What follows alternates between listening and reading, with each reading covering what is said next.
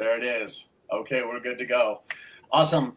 The Standard Podcast here, team. So thank you so much for joining us, and welcome to the Standard Podcast, where we raise the bar, rebuild the culture, and call out the lies that no one else will. This isn't motivation. This is a movement. I'm Thomas Rowe, joined by my co-host, Aaron Charles, and today we're sitting down with Scott Jarvis. Awesome, Scott. Thanks so much for joining us. Oh, thank you. Scott is a certified master athletic administrator, author of Selling the Passion and 12 Principles of Highly Effective Athletic Administrators, and one of the nation's leading voices in athletic leadership, recognized as a National Athletic Director of the Year finalist and recipient of the Bruce Whitehead Distinguished Service Award. Scott has spent his career building servant leaders and redefining what it means to pursue excellence in educational-based athletics. We're diving into the truth behind what it really takes to build identity, discipline, and legacy in sports and in life. You know, Scott, I mean, we were just chatting a little bit off camera here, but I wanted to really give you props when we first got into this. When Aaron and I, you were one of the very first people that we reached out to.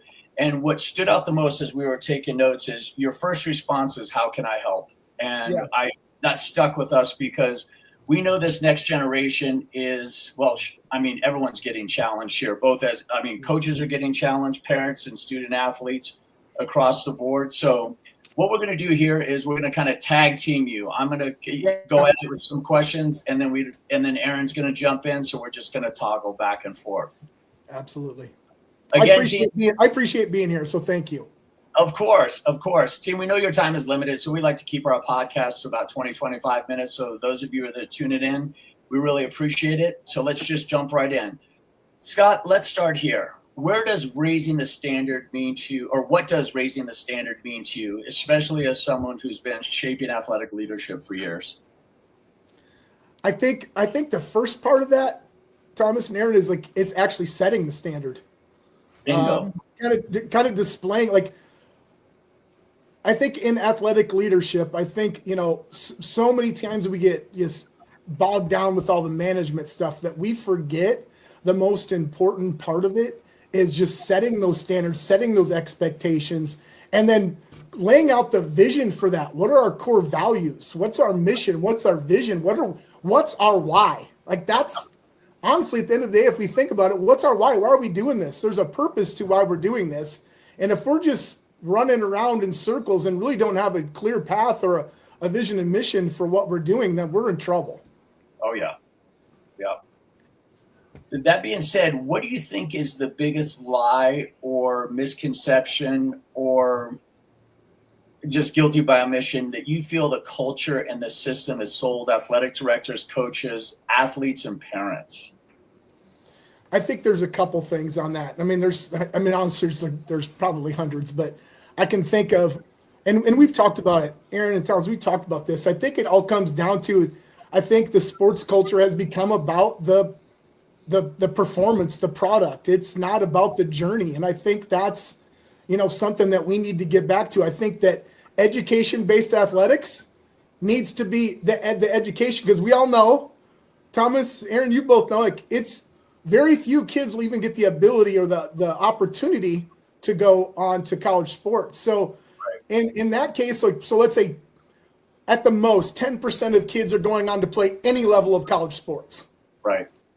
Any level. So we've got 136,000 student athletes that participate in sports in Iowa every year. Holy shit. We've got then approximately, maybe around 10,000 kids that are going to play any level of sports in the entire state.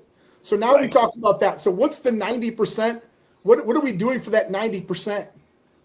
We're trying to create moments. We're trying to create experiences. We're trying to build life skills that are going to serve them long after they're athletes. And that's the misconception. I think it's more than about the sport. It's about the opportunity to learn and grow. Right on. And so you mentioned journey. How did that lie end up in?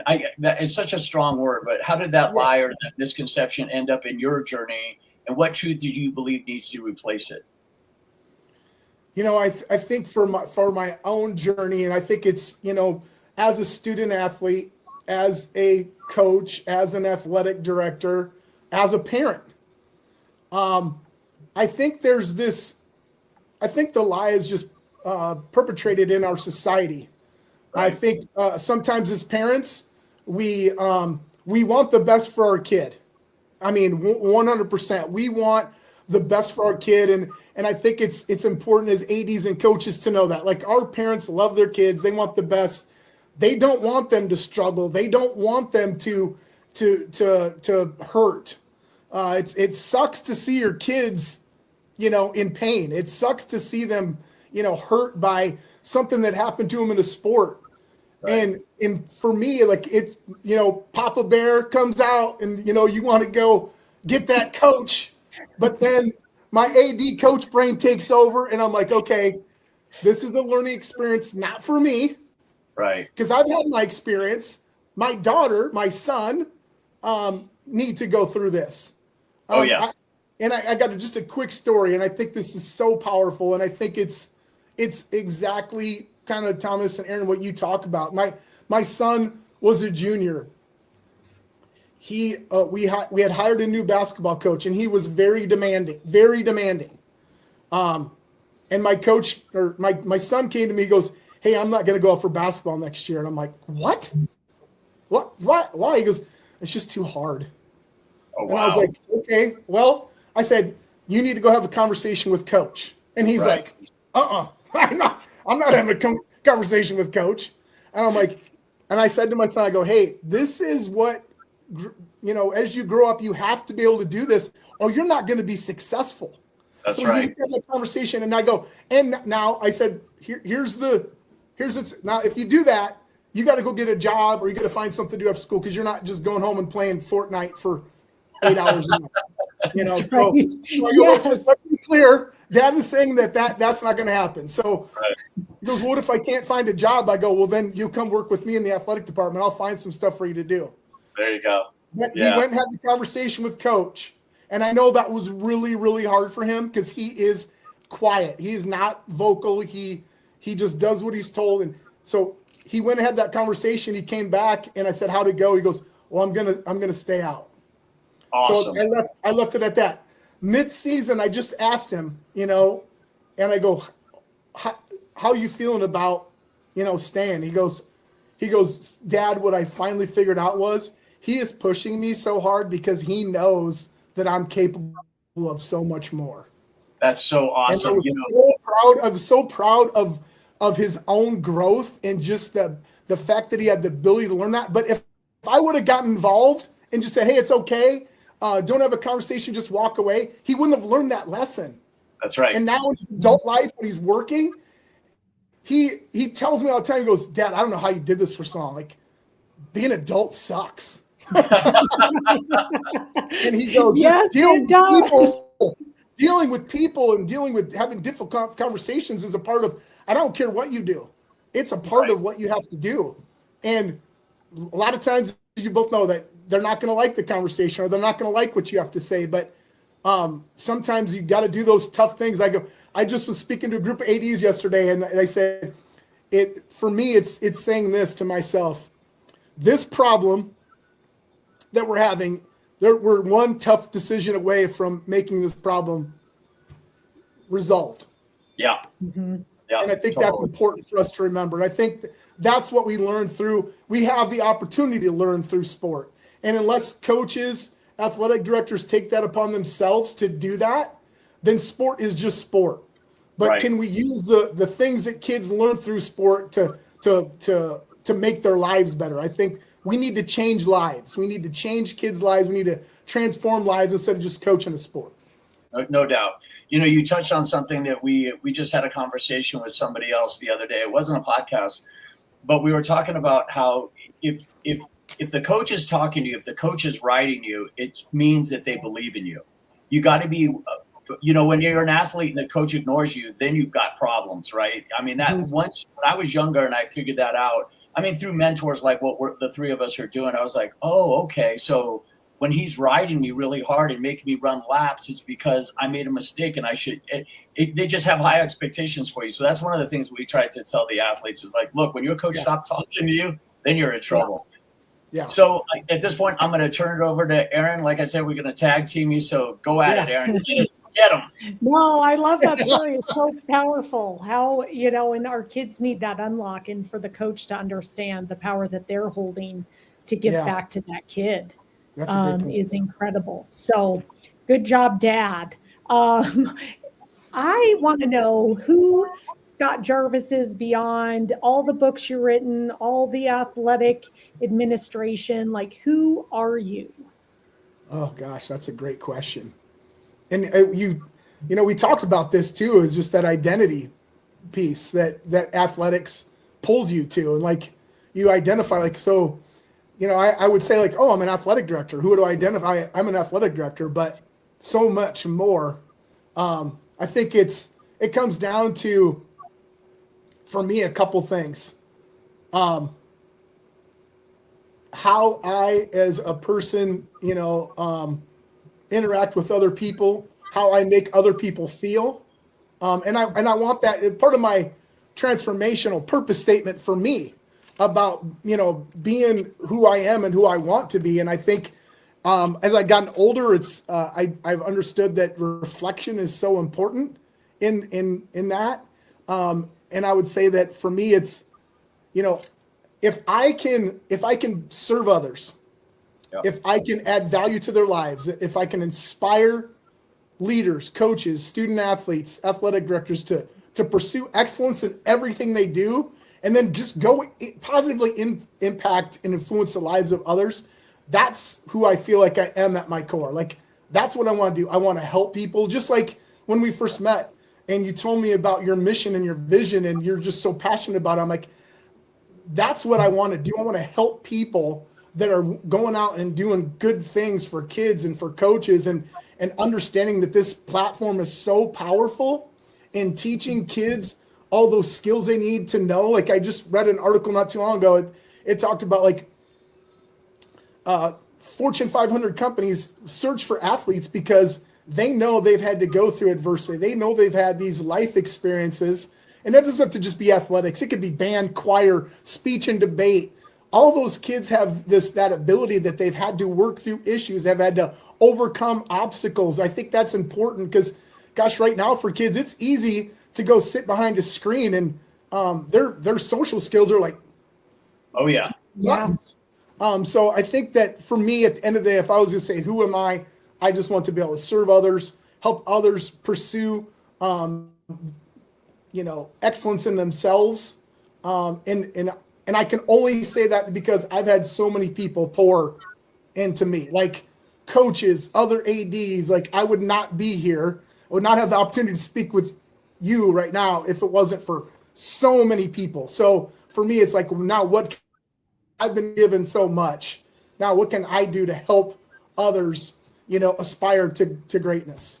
Awesome. I love that. Yeah, we just had a conversation with somebody else who was a collegiate swimmer, and it was so funny. She went into corporate America, and what she missed was the team. But I think that team element too, of how you interact and interrelate with others, is so critical as part of that journey. Spending 25 years in corporate America, like, being able to work with others is like a foundational skill set that sometimes you don't know that you have as an athlete. And I think too, Aaron, you made a good point there. I just think the ability to have that they call the IQ, but then they have the EQ, that emotional intelligence.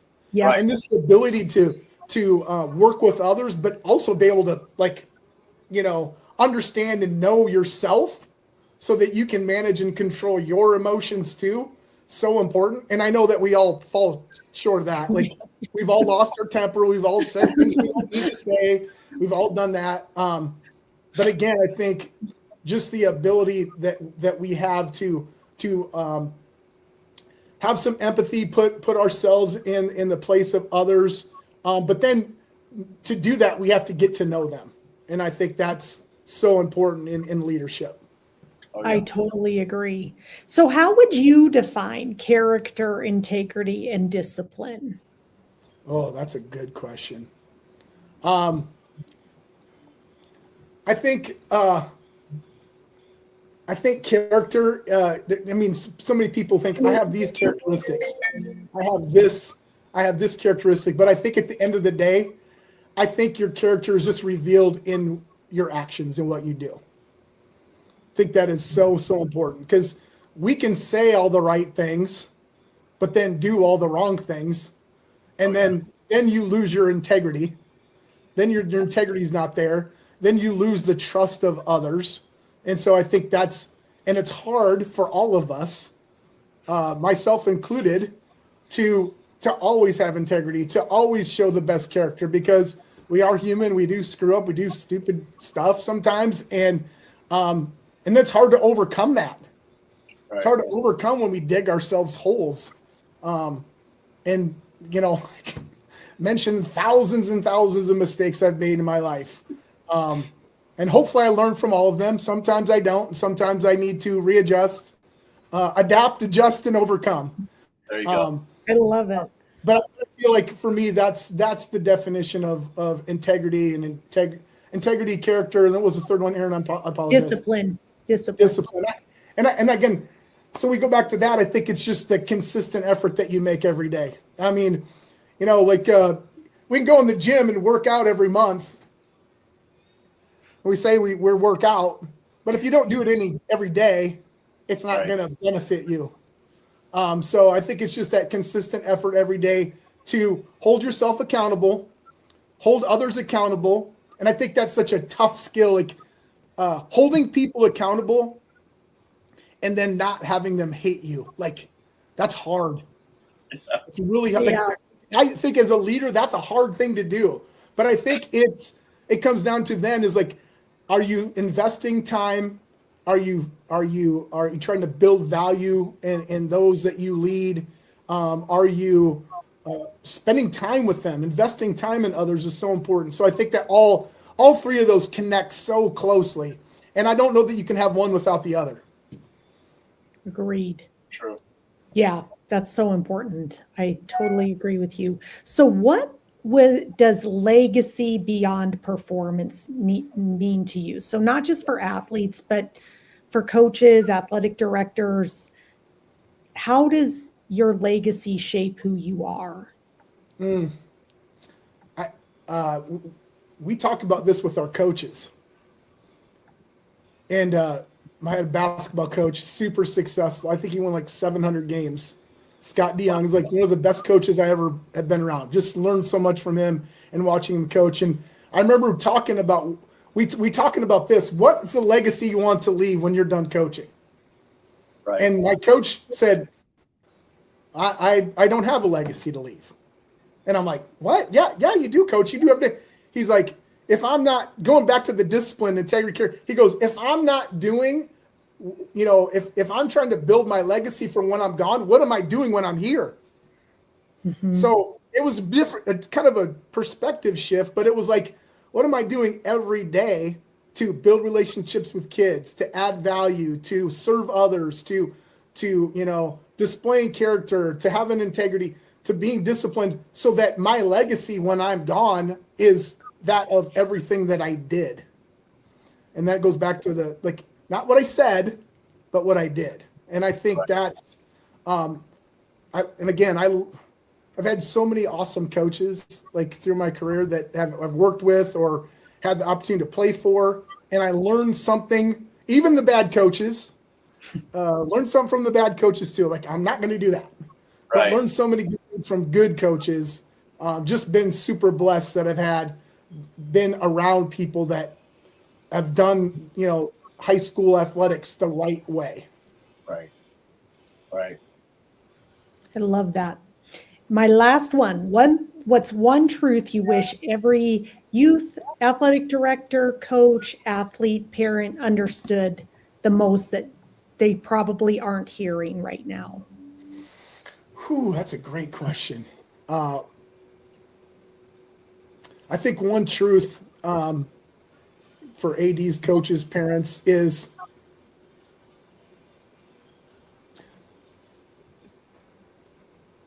have this athletic experience not be about the Division I scholarship, the trophy, the medal. have it be about the opportunity for them to fail, to overcome, for them to learn and grow and continually just improve through having the opportunity to be on a team. So if your kid's on the bench, enjoy watching them interact with their teammates. Enjoy watching them cheer on their teammates. Enjoy the conversations that you have with them about the fun that they had with their friends. I think it's just a perspective switch. It's not about them being a great athlete, because we all know, like, I always say there's 1% of kids that are just like super crazy athletic freak, of nature. And there's these 1% of kids that work so hard that they're good. Yep. And that's such a small portion of what we're doing in high school athletics. Yep. We need to use this beyond just, the trophies, the medals, the wins, because we all know that somebody wins and somebody loses every single game. So half of the kids on a night are going to win a game and half are going to lose. And hopefully Right. they both run through that. Oh, yeah. That's so powerful. I love that. Okay, Thomas, it's your turn. All right, Scott, come to tag teaming you. So with all of your years of experience as an athlete, as a coach, and as an athletic director, if you could sit down with yourself, with everything that you know now, what's the one thing you would do, or what advice would you give that younger version of Scott? Oh gosh, I think I don't remember if you guys ever watched the movie Click with Adam Sandler in it. Oh yeah. I think about this all the time. I go, so many times throughout my career, I've wanted to fast forward to get to the next thing, and not really truly being present in whether it was the adversity I was going through, or the fun, or the state championship, or the loss. Just being present in the moment. And I say that in every part of my life, my personal life, my professional life, just taking time to reflect and be present in the moment. There you go. There you go. Love it. And now, as someone who's consulting and training the next generation of athletic directors, coaches, parents, athletes, what's the one thing you're trying to make sure they understand? Everyone has the ability to positively influence and impact others. Awesome. It's amazing. It's amazing what we can do when we spread positivity within our department, as ADs, as coaches.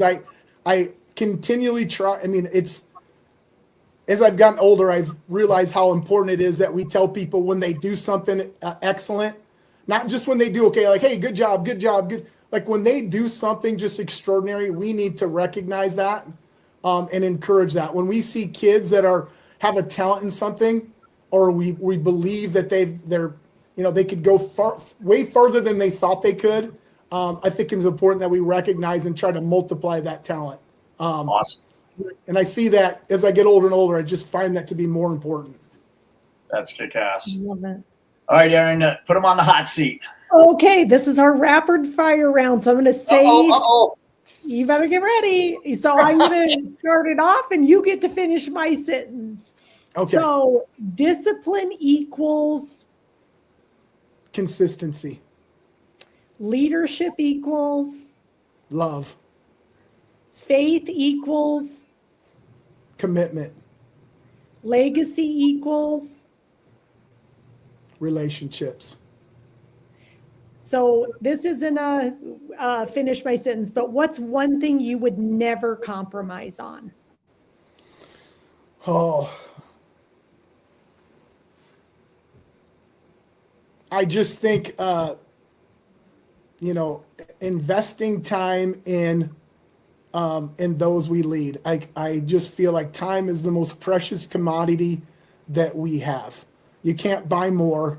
And I hate wasting time. So for me, just investing that time and being intentional with my time is so important. And I think when we spend time with things, that leads to so many other things. And I think it connects to all the things that we talked about.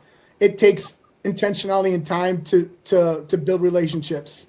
It takes time to build trust. It takes time to do all those extra things that are going to make us successful. So I guess for me that it's that time, being intentional with that time is something that as I think about that and reflect on that, maybe the most important thing, even I go back to the moment, the being in the moment and just making sure that I'm holding myself to being in that moment, because it's so easy now, get on the phone and we disconnect from what's going on around us. And I still do it. But I need to be better at it. Right. I think for me, it's time, Aaron. I love it. I can work on that too. I love that. Yeah. Same here. So what's one message, if you could put it on a billboard for the next generation of either athletes, parents, coaches, ADs, what would that be? I think it's just love that journey that we get to see those kids go through. Just love the journey. I love it. Awesome. Right on. All right, Scott, before we wrap up, is there something we didn't touch on today that you feel that coaches, athletic directors, parents, or athletes need to know or need to hear from you? I think you mentioned it, Aaron and Thomas, you both mentioned this, and I think this is important. And I think it's important for all of us to know. And when I talk to our coaches about, don't be a cookie cutter coach. Right. Don't be a cookie cutter leader. We got kids coming from all different directions, coaches as ADs. We've got parents coming at us on all different angles. And I think it's just important to remember, meet them where they're at and know that you have to be something different for so many people. I think that goes right back to our conversation about having that high emotional intelligence in leadership. Being able to maybe detect or feel something that maybe they're not going to tell you, but you just sense that. I think it's important that we have the ability to do that so that we can really get to the root of issues. Because at the end of the day in leadership, it's about solving problems. It's about asking the right questions. It's about diving in and getting your hands dirty. So I think that's it for me, is just don't be that cookie cutter coach. Don't be that cookie cutter leader that we're just going to do everything the same. We're not going to change. It's an assembly line. I don't think we can do that in leadership anymore. I think we need to be more focused on the person and have the ability to be empathetic. Right on. Yep. I mean, one of the things that we all talk about, or what Aaron and I talk about, is let's not reinvent the wheel. And everything that you've given us today has just been unreal. So where can people connect with you, Scott? They can reach out to all my social media, Instagram, which is Scott Jarvis _AD. They can reach me on Twitter at Pocket AD _, or they can get me on my website, scott.jarvisconsulting.com, or, reach out to me, email scott.jarvisconsulting@gmail.com. And again, I would just offer this to anybody. I'm just so willing to help others, get to where they need to go or want to go. Just call me if you need anything. That's awesome. So that being said, you can find everything at scottjarvisconsulting.com. Is that the correct website? Correct. Yes. All right. That's where you can learn about the BDB Leadership Academy. What is that? So we just work with coaches, athletic directors on just how they can teach leadership within their teams. Right on. Nothing crazy. We just trying to help ADs create the type of culture that they can, make moments for their kids and their coaches. Right on. All right. Also, team, grab copies of his 2 books, Selling the Passion and 12 Principles of Highly Effective Athletic Administrators. Also on social media. And you also have a podcast, Beyond the Bench podcast. Is that correct? Yes, that's correct. And actually had both of you on there. So I appreciate you being on the show. It was amazing. That's right on. It's awesome. We were happy to reciprocate because we knew you had just a plethora of information. Scott, I'm going to turn it over to Erin, and she's going to close us out. I'm going to close us out. So, Scott, thank you for sharing your story and your truth. If this conversation challenges you as a listener, inspires you, or made you think differently, we ask you to do 2 things. We want you to share this episode with somebody who needs to hear it, either another athletic director, a coach, a parent, an athlete. And then we'd love for you guys to connect with Scott. He is a servant leader. And when he says he will help you out, the man will help you out. So please reach out to him, hit him up, check out his books, check out his website. We would love to have you connect with him. And if you're an athlete, coach, or parent ready to raise your standard, check out Blueprint to Blue Chip at blueprintbluechip.com. We help athletes build identity, discipline, and legacy that goes beyond the game. And if you want to really get clear on who you are beyond the game, join us for a 5-day reset that's free at our website, blueprintbluechip.com. It's designed for athletes who are ready to rebuild their foundation. And if you have a second and this episode resonated with you, take 30 seconds, leave us a 5-star review on Apple Podcast or Spotify. It helps us reach more athletes, parents, leaders who need this message. This is the Standard Podcast, and this movement only grows when we raise the standard together. Talent fade, but truth endures. Raise the bar, rebuild the culture, become the standard. Until next time. Thanks, you guys.